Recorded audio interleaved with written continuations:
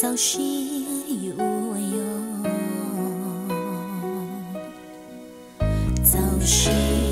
有我，có ý thu mua, giờ cô lú cô mua yuan cho, lời chia cả lia, nụ từ sau có trống trống xa mong trống.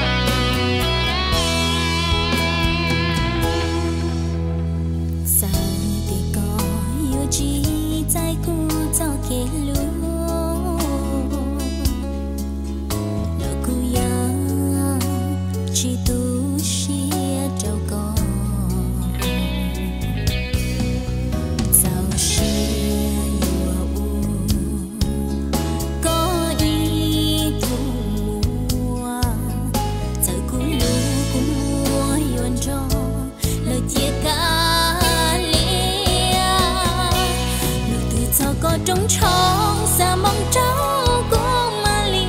tua phong có mong có cho mua luôn nên đỏ mong nơi từ có cuốn mua bóng xa mong trống của Mali tua chuông tôi